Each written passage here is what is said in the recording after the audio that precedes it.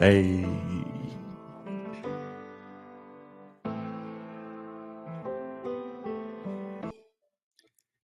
hello, hello, and hello. Welcome this Monday evening, and welcome to the check-in, the show where we talk about all things mental health from a man's point of view.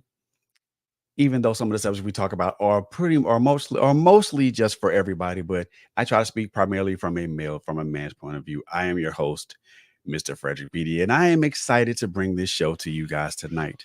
Um, it's gonna be we're gonna it's gonna be a little different, but I think it's gonna be something that I think a lot of us can, some people can glean on and could possibly learn something from.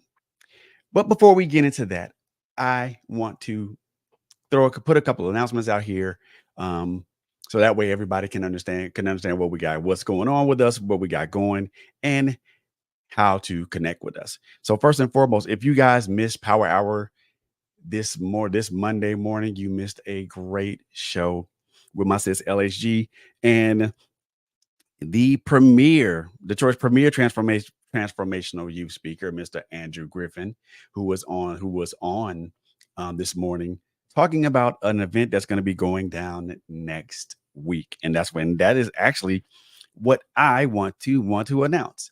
So Monday, June the 24th at 4 p.m., Andrew Griffin presents Rewrite the Vision. This is a youth mentorship program. This event is going to have some awesome people there speaking life to the youth, but also showing them how to do things, giving them not only great practical and business skills that they can use, but also giving them life skills. Um, I think in most cases we give our kids practical skills, but we don't give our children life skills. So we want to make sure that we give our kids those skills that they can use to so they can deal with life whatever life throws at them, whatever life decides to hand to them. And they'll be able to handle that with dignity and honor, and also be able to handle that and not be adversely affected.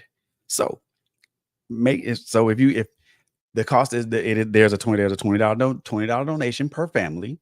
$20 will allow a family to come in. It doesn't, and like Mr. Griffin said earlier, it doesn't matter the size of the family. How many children are in the family? Um, this is going to be something that's going to cover all fan. That's going to cover the family. This is going to be something that's going. They're going to keep taking these donations until the place is packed out, and everybody till the place is packed out. Now, for those of you who are in the Detroit and surrounding area, the address is it's at the New Testament Baptist Church, which is on 13311 Mack Avenue, Detroit, Michigan 48215. So if you are in the Detroit or surrounding area, make sure next Monday at 4 p.m. Your face is in the place, and your children are there, and you guys are ready to come in and be motivated, be inspired, be moved, but also be taught. Now, there's I don't this is something that I personally am going to get behind, and I'm most definitely going to support, because Mr. Andrew Griffin has been a regular here on our platform, especially on Power Hour with my sis LSG. He's been dropping gems of knowledge, um, for the past few Mondays that he's been here, and him and LSG have been talking, and this is something that's going to be great. I am most definitely behind this. Most definitely am going to be, um, in the place. Now, the other thing that I want to let you guys know, please like and share and follow us on all our social media platforms. Um, we are. We are growing. We're growing on Facebook. We're growing on Instagram. We're growing on YouTube. Um, we're growing on Spotify. So please continue to like, share, follow us on all those platforms. We have a YouTube channel. Follow us on our YouTube channel. Um, take a look at our content. And if anything with our content not regulates resonates with you, do me a favor, hit that subscribe button and also be notified and get that bell notification so you guys will be notified of whenever we come up on here. Um, I consider this a great honor to be in front of a microphone, be in front of this microphone, also be in front of that camera, and to talk to you guys. Um, especially me being transparent with about the things that I have been through in my own personal life, and hopefully that's something that but my brothers and my sisters can take away with, and also use to try to better their own life. If you guys missed shaking up the algorithms last night, oh my goodness, that was an incredible build with Miss J and some of the brothers on there. Big shout out to Miss J from shaking up the algorithms and her team for allowing us to come on and build with her and build with her. Big shout out to my brother Chad Nails, Chris Diedrich, um, Johnny the contractor, all those gentlemen that were there last night. Most definitely big ups to you guys, man. I appreciate you guys um, rocking out. I appreciate you guys Miss J, I appreciate you allowing us as men to rock out and just talk about the things that concern us. And most definitely appreciate all the women who asked their questions. Most definitely keep those things coming, and most definitely keep asking those questions. Um, I most definitely want to try to do something like that here in the near future. So be on the lookout for that. But other than that, we're growing on social media. We are um we're growing on Facebook. We're growing like wildfire on our Facebook channel, our Facebook page. Um keep liking, keep sharing, um keep liking, keep sharing. Join our community, man. Join our community. We are we are a platform that tells it like it is. We're not afraid to walk through a closed door. We're not afraid to call things like they are. And I'm most definitely not afraid to speak my I'm not most definitely not afraid to speak my truth. Um, and I want you guys to continue to rock out with us. Before the night ends, I am going to give one another special announcement. Um, but as the show begins to end, but I want and I want and this is something that I am extremely proud of. Um, I'm extremely proud of, and I'm extremely excited to be a part of. Extremely excited to be a part of. So, with that being said, guys, let us get into this, right? Let's get into this. As you guys saw the title, anatomy of it says anatomy of a scene, and there's another thing right there, God of War Ragnarok. So before we get into this, let me set the stage for why this is here, why I'm doing this, why I want to do this, and what how I think what I do and what my mission is with this. Um, I do want to start this to be a series. Um, but first, let me just give you the reason as to why I'm doing this, or to what I feel, how I feel why I'm doing this. So first and foremost, as I've been an avid gamer for as long as I can remember. From the good old ColecoVision and Commodore 64 days to Atari 2600, then the Nintendo Entertainment System, then Super Nintendo, Sega Gen, all these game systems I've done, all these game systems that's been around. I've dabbled in at least a few of them. Um, but I've been a gamer for as long as I can remember. But I've been a gamer for as long as I can remember. And video games for me has always been a an outlet for me. An outlet for me to just kind of get away from the real world for a moment and immerse myself in another world for a while. Not all night, maybe an hour or so. Um, and that's been my thing for a long time. I'm 51 years old now. I still game. I don't game as much as I did when I was younger, but I still game.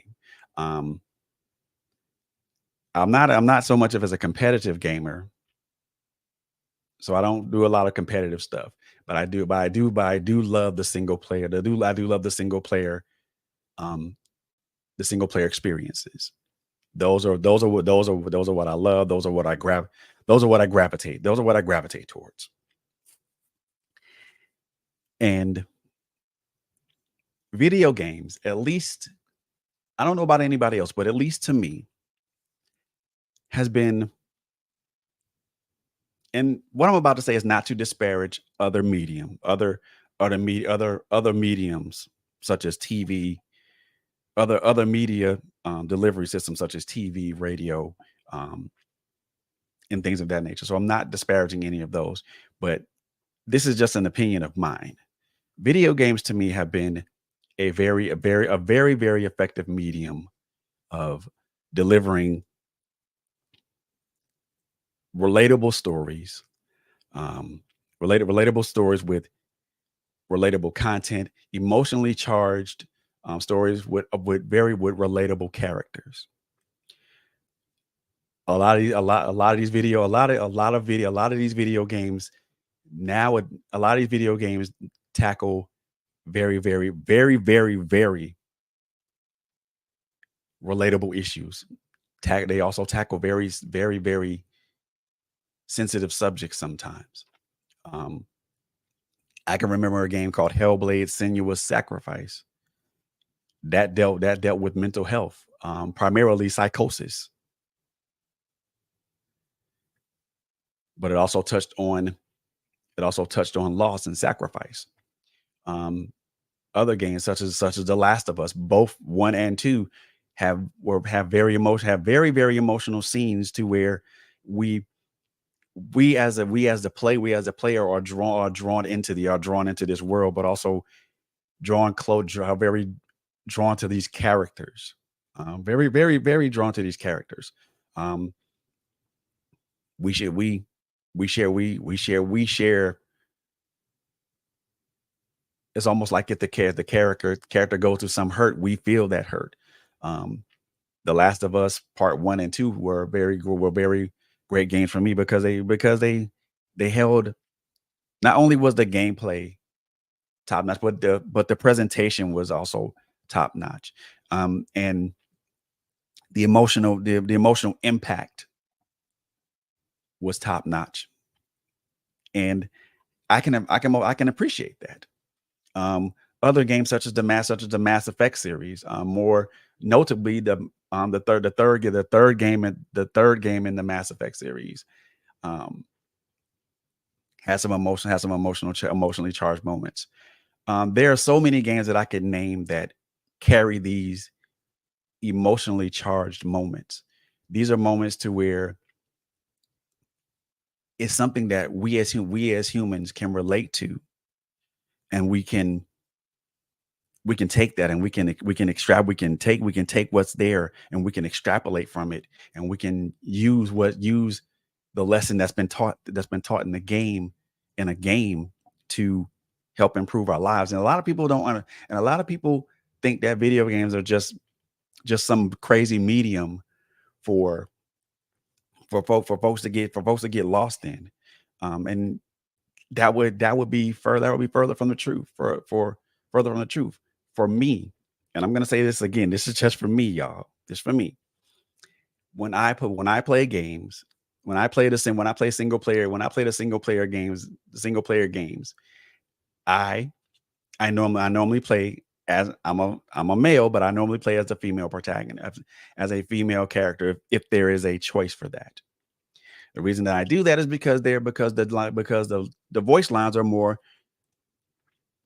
spoken with more emotion and more, and they have more depth in them. And again, this is not to say that a male protagonist or a male voice actor can't do the same thing, because when I tell when I because I have played games with that's only had a male protagonist, and those lines were delivered expertly.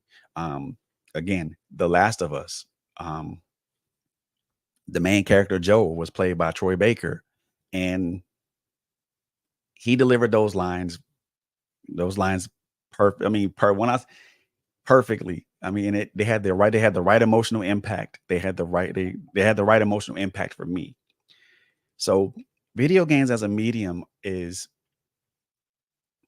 as a medium that can deliver emotionally charged stories is something that a lot of people know but don't know. The production value of these games, these games that are being put out, these AAA titles that are out now, that are being produced and put out now and released now, is astonishing.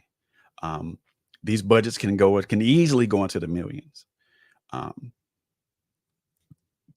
and these studios go through a lot of work to put out this great content. And I have to give a big shout out to the writers of these games, but also the people who play in motion capture or voice act these games, because the writers are the ones that are responsible. To me, the writers are the ones that are responsible for writing the emotionally charged content. The actors who play these characters are just the conduits of the writing. And there are so many things. There's so many to me a lot of so there's so many emotionally charged things and scenes and games that will put you to pause and kind of get for it, and kind of, won't say force you to think, but get you to think one way or another. And that is one of the main reasons why I game. It's not for it's for not it's not only for the enjoyment, but also for the lessons that most games give you. Um, as you can see on the back of my wall here, you know, this thing is lessons learned from video games, and that's something I learned. That's something I picked up on. Of course, in a game, you can if you die, you can always respawn, but in life, that's not possible. But but that's the reason why I game. It's not only just for the fun aspect, not only for the entertainment and the fun aspect of it. And yes, there are times where I do hang out with friends, or like or with friends if I'm in a multiplayer group, like in the game Division 2. I'm in a clan. I am in a clan, a very active clan at that. Um I do it sometimes. I do it sometimes for the social aspect, but mostly just for the enjoyment of guiding a character on either a linear or a non-linear quest to finish the game or to finish an objective. Um, but that's the reason why I want to do this. That's the reason why I want to do this. The real reason why I want to start a series like this is because I want to use the medium of video games to extrapolate some things that can be valuable for us as men. This is something I think that a lot of us as men can learn some lessons from video games. And I'm not saying that that's the end all be all place to where you should learn life lessons from, because life teaches us lessons pretty much all the time. But I think the medium of video games is something that can teach us as well, with emotionally charged stories and emotionally charged content. So before we get any further, I want to play a scene too. I want to play a scene. But before I play this scene, I want to preface it with an introduction for those who don't know the name of the game that I'm talking about. Um, in the title of this podcast, or title of the show tonight. the series in itself is the God of War series has been around for quite some time. It's been around for quite some time now, and it is a it is an award winning series that has gone through several iterations. Um, Mostly the startup in all the games, just the focus is on the main character Kratos, who is a Spartan warrior who sacrificed a lot to gain for the curry to gain power. He even lost his family. And each of the games kind of discusses a unique aspect of who Kratos is. But most notably in 2018, the God of War series got a got a massive, I won't say a massive reboot, but got a massive I won't say a massive rework either. The God of War series was usually focused in Greek mythology. With God of War 2000, when God of War came out on the PlayStation 4 platform in 2018, it was now more in Norse mythology. The first God of in a nutshell, the first God of War speaks follows the story of Kratos and his son Atreus, and they are fulfilling his wife Faye's last wish to climb to the highest peak and spread her ashes. This is a story of growth, with both characters, both Atreus and Kratos, and in the end, father and son come to a point to where they can begin to understand each other, and Kratos can actually be a father, can be a true father to Atreus. God of War Ragnarok picks up where the first one left off. Now this event called Fimbulwinter is here, and now again, Kratos and Atreus are tasked with stopping this event. Along the way,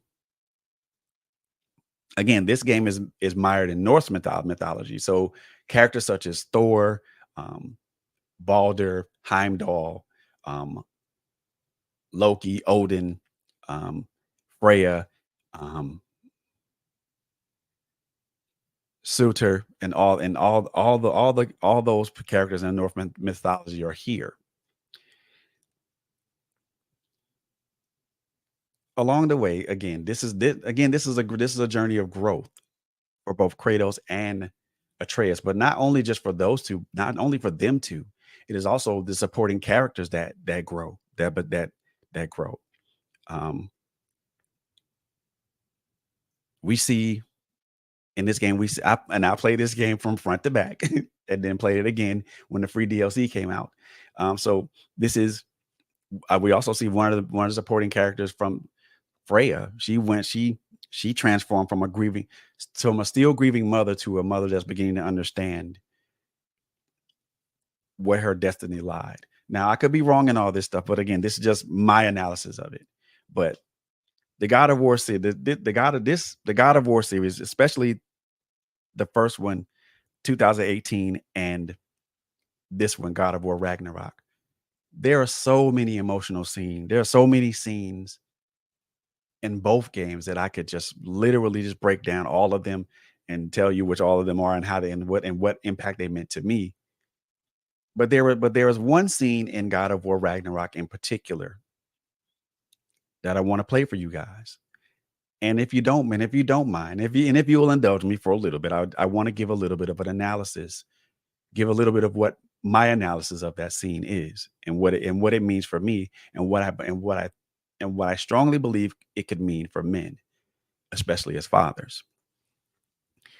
So without any further delay, I'm going to introduce you to this game. I'm going to introduce you to a scene of God of War Ragnarok. Now this is on. Now this is a clip. This is a clip. This is a clip of a game. This is a clip of the game. The title is Kratos and Thor Make Peace. So without any further delay, I'm gonna most definitely let you guys take a look at this, and then I'll come back and we'll break this down. So give me a second.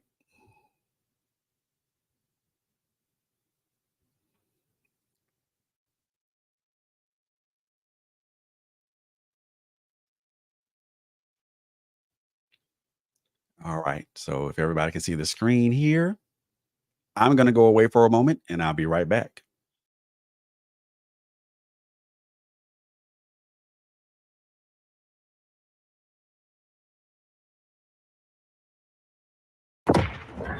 Away from her! I am done with you and your son.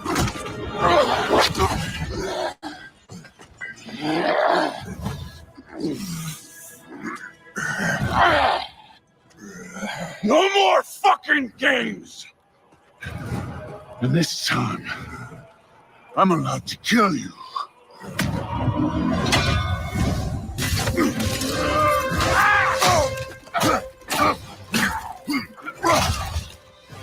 Thor, think for yourself for once.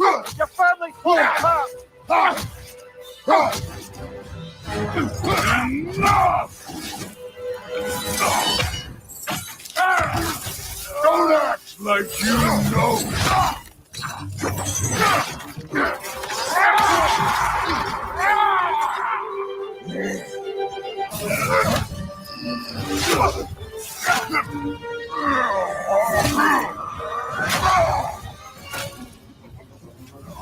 One of us dies today.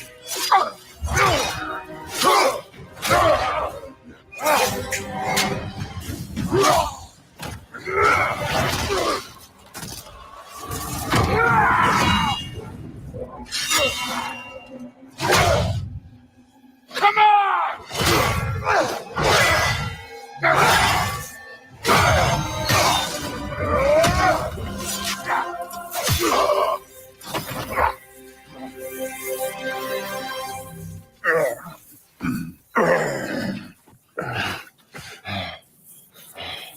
What the fuck are you waiting for?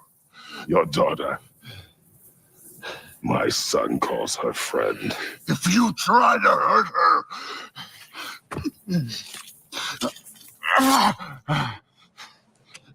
I would not.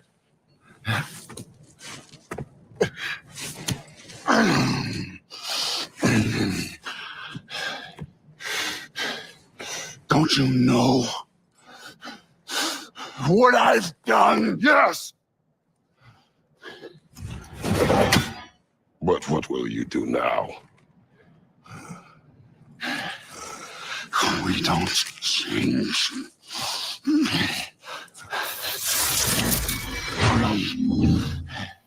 Or destroy us. No more. No more. For the sake of our children, we must be better.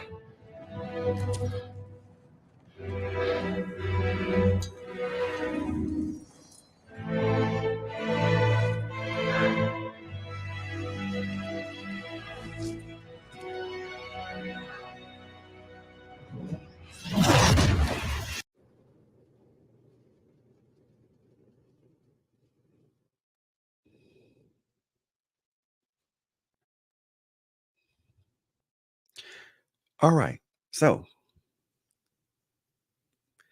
I do apologize for the language and the level of violence in the scene, but the scene had to play.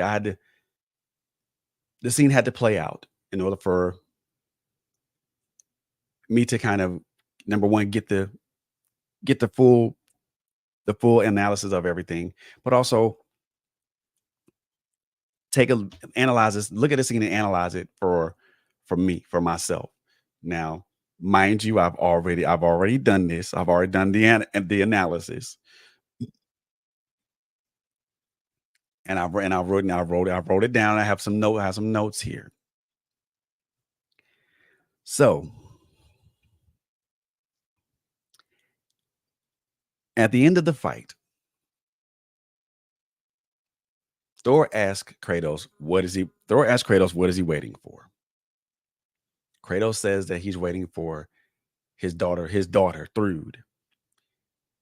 And he says that my son calls her friend.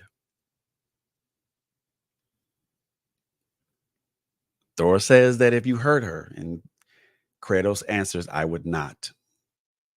Good evening, Miss Michelle. How you doing? Thank you for tuning in. I appreciate you.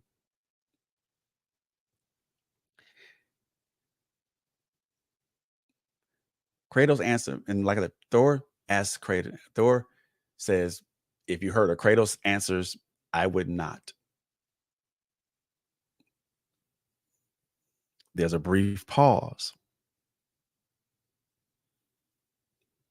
Thor asks, do you know what I have done? Kratos answers, yes. This, to me, this is one of the parts that is pivotal. And this is one of the pivotal parts in the exchange. Thor asking Kratos, does he know what he's done? And Kratos responding with yes. Speaks to a lot of what what both characters are.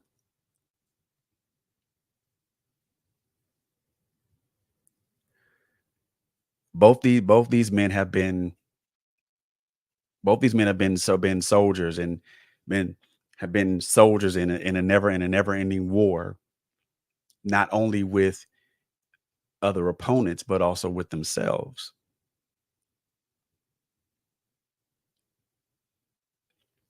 Now, as a precursor to all of this, and this is something that I didn't say before, Thor's family was falling apart. He was losing connection with his daughter Thrud, but also there was a rift between him and his wife Sif. The other thing that I didn't mention as well is that in this game Thor was an alcoholic, a chronic alcoholic. But there's also a lot of things that Thor has done that he deeply regrets. When he asked Kratos this, and Kratos answers with yes, to me it's like Kratos acknowledging the things that Thor has done, because in a sense, and I won't even say in a sense, because in the same breath, Kratos has done the same things, done the same horrible things as well.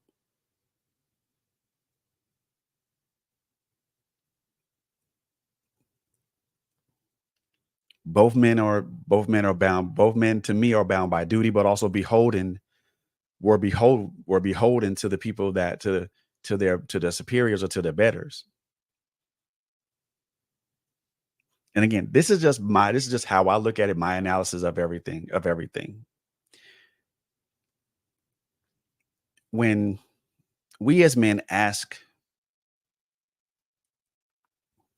our spouses or our children or our mates, or other men, when we ask them, do you know what we've done? And another man can say yes and acknowledge that. That is a very powerful thing. And yes, I'm getting emotional because in some instances, in a lot of instances, that's me. There have been some things that I have done in my life that I'm not happy of, I'm not proud of. There's some things I've done in my life that I will never applaud. And those are hard, those have been horrible, reprehensible, egregious things. Things that I could not things that I could never take back. Words that I could never take back, actions that I could never reverse. Um thing, things that I've done that I could never ever take back. And when another man answers yes, that to me that's just a confirmation of a lot of things. It it speaks to that man or that person and responding with yes because they know that they've done the same egregious things, the same they said the same hurtful words. They said they've done the same stuff that the other person is is explaining. And to me, it's not really an explanation. It's more of a cry. Don't you know what I've done? Do you know what I have? Do you know the things that I've put people through? Do you know the pain? Do you know the pain and the pain that I have caused? Do you know the harm that I put that I have that I do you know the harm that I have visited upon people? Do you know the emotional pain that I have wrought on people? Do you know the lives that I've ruined because of my actions, because of my words, because of my thoughts?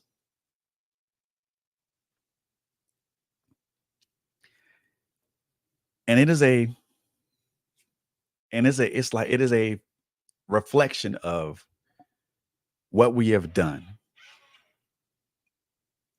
but also speaks to what we want, what we feel that we're powerless to do or powerless to not do. Kratos is acknowledging him because in his heart in his and this is again analysis of mine in Kratos's heart, and so he's done the same things. He's done the same things that Thor has done. Reprehensible things, egregious things, things that actions that he can never reverse, words he said that he can never take back, that he can never take back. And for a lot of us as men, the things that we have done weigh on us. Our past weighs on us because in some instances, and I can only speak from a personal experience of mine. I can only speak from my personal experience. My past has made had my past at one point, not now, but my past had made it impossible for me to move forward in my life because I held on this because I held on and sometimes still hold on to things I should not hold on to. I should not be holding on to. I should not be thinking about what I did in 1997 and what happened to me in 1997 and 1998 should not affect me in 2024. But in some instances I it does affect me because I think about it. And as men, we do go back in our past. We do go back in those deeper recesses of our soul. And we ask, do you know what I've done? Because sometimes that's to me, that's not even a question to me. In some instances, there's not really a question. In some instances, to me, it's a cry for help. Do you know what I've done? Yes, I do know what you have done, brother. Because the reason I know what you have done because the things that you've done, I've done them. The words that you can never take back, I've said those words. The egregious actions that you've taken on people who either have hurt you or not, I've may I've done I've made those acts. I've done those actions. I've made those actions. The thought the the thoughts that those thoughts that wander around in your head, wondering if this is your lot in life, or if you're good enough, or if you or if it's or should you just pack it in and just call it a day. Those thoughts, those thoughts, I've had those thoughts. And at times I still struggle with those thoughts. So I've been there. I've been there, brothers. I've been where you are. Not to say that this not and I promise you it does not feel good. None of it feels good, because the simple fact of the matter, it don't feel good because it's what you've done. And sometimes what we have done affects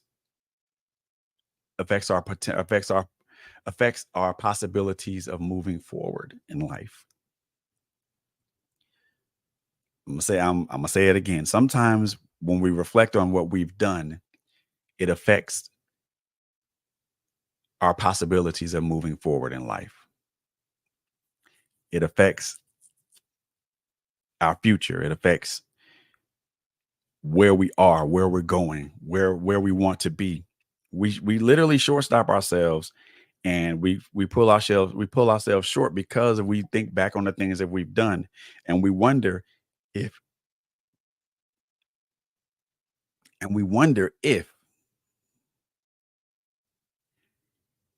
we wonder if there's a possibility for us to heal. There's a possibility for us to move forward. There's a possibility for us to even get to a pinnacle to where we can be comfortable with ourselves, be comfortable with ourselves, be real with ourselves, be geez, be comfortable in the skin that we're currently in, you know? So Kratos answers yes, because he's been in and still are, and he's been in and still are and still is in those shoes.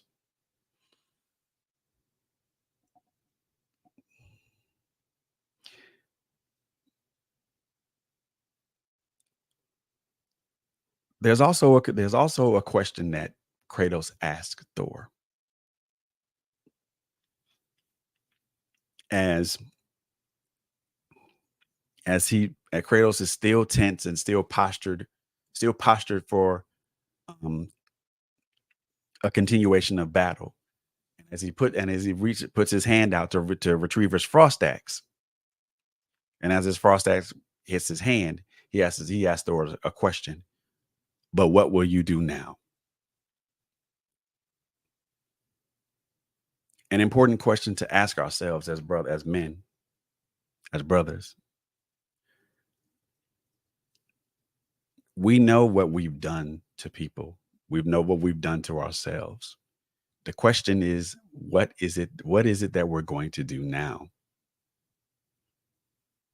What are you going to do to change? What are you going to do to rectify the situation? What are you going to do to make the situation better? What are you going to do to change the outcome? If to change the outcome, if you want to change the outcome, do you want to change the outcome to something more desired? Do you just want to change the outcome to where it's less stress and less strain and more comfort?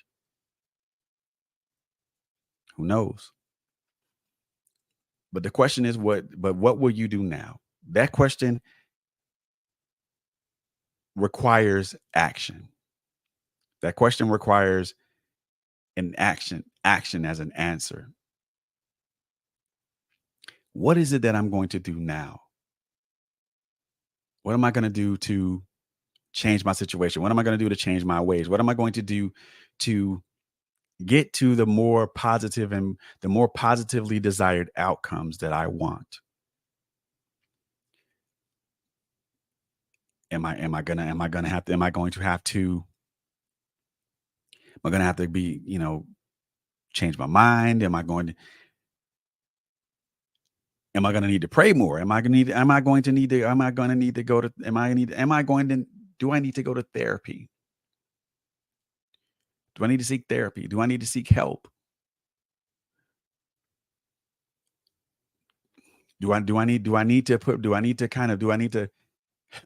excuse me, do I need to isolate myself for a moment? Do I need to isolate myself from people for a moment while I get my bearings? And this is something I want us to think about. Brothers, what will you do now? What is it that you're going to do now? Now that you know what you've done and you've reflected back on what you've done, what are you going to do now? What is it that you're going to do now?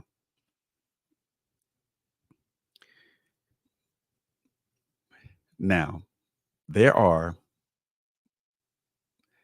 two more pivotal points in this exchange between Kratos and between Thor and Kratos. And I want to touch on them both.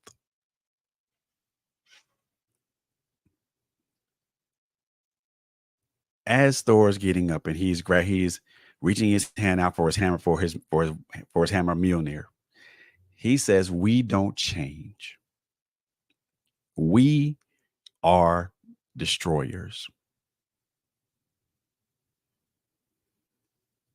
Now I can spin this in both I can spin this more in a lot of ways.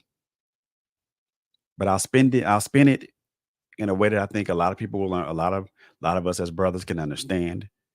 And I think a lot of us a lot and I hope and hopefully my sisters can understand, will be able to understand this as well. We don't change, we are destroyers. Now what he says this specifically to Kratos because him and Kratos are what are considered destroyers. What he meant by that, they they're the ones that they're the ones that wreak havoc or wreak chaos on a battlefield. They destroy everything that they destroy. They are the ones that can wreak havoc on a battlefield. But there's a difference between destroyers in a battlefield and destroyers of life. And I don't mean like the taking of life. I mean that in a different way, a wholly different way.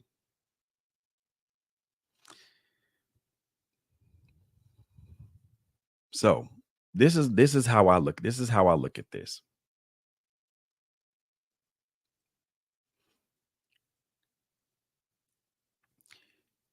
We and I say that, and I'm going to use myself as the context here.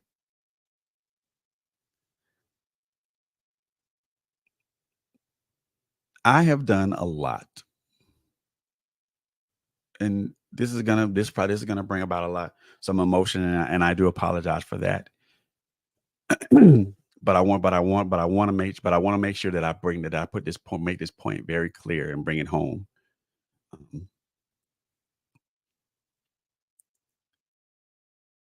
in my past, I have done a lot to disrupt and disenfranchise and destroy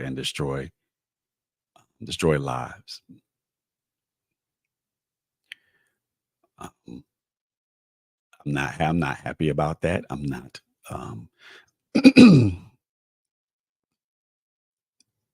It's something I don't celebrate, and it's something I'm not proud of.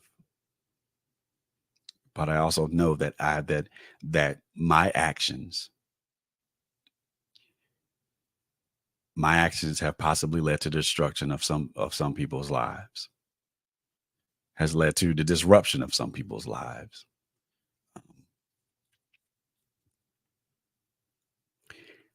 Me not being physically available, me not being physically there for my children could be considered something could be considered disruptive and destructive.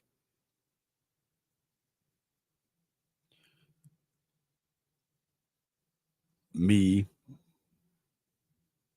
doing me having those thoughts of wanting to remove myself from plane of existence could be considered disruptive and destructive.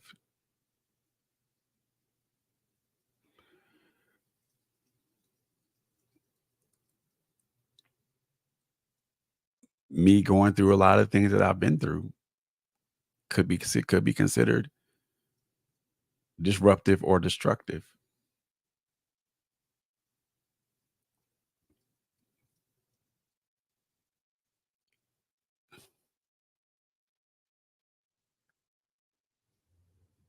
Me just trying to learn what to do with my emotions, how to deal with my emotions in a constructive and positive way could be interpreted as something that could be interpreted as disruptive or destructive for some people.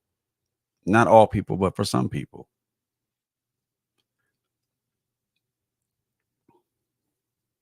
Me going through the stages of grief after losing a child could be considered constructive or disruptive. Some people will look at it as being disruptive. Other people will look at it as being destructive because me going through all those stages of grief, I was constantly destroying things that I was destroying parts of me that I was trying to build back up.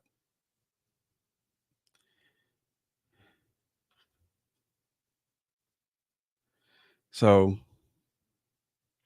it's it's crazy that we talk of that and brothers, I want y'all to be. I want to make this very very clear. We have done things that have been either disruptive or destructive in the lives of the people that we care about. Primarily, primarily our spouses and our children. And some of these disruptive or destructive things have been the result of what we have been a result of some of these things. Some of our disruptive and destructive behaviors have been the result of the thing of our experiences, trauma, abuse, um, low self esteem, um, depression, anxiety, PTSD. All these things contribute to that. And when we don't get a handle on it, when we don't get a handle on it, and we don't put it in its proper place or its when we don't put it, when we don't look at it in the proper perspective, or if we don't put it in its proper place, it can be destructive. It will be destructive. And then we end up destroying everything that we have worked so hard to build, so hard to um, put together. In some instances, by by not addressing it, we lose people that we love and we care about.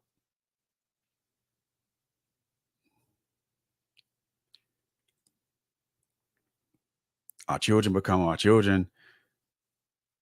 put distance between us. Our spouses, we become estranged from our spouses, and we we become isolated and alone. And that's not a good feeling to be. That's not a good feeling to be in. That's not a good feeling place to be at, you know? It's not a good place to be in most instances. How do I know this? How do I know this? Because I personally been there. I personally been in that dark area to where there was no light. There was no there was I couldn't there's nothing there. And I was I was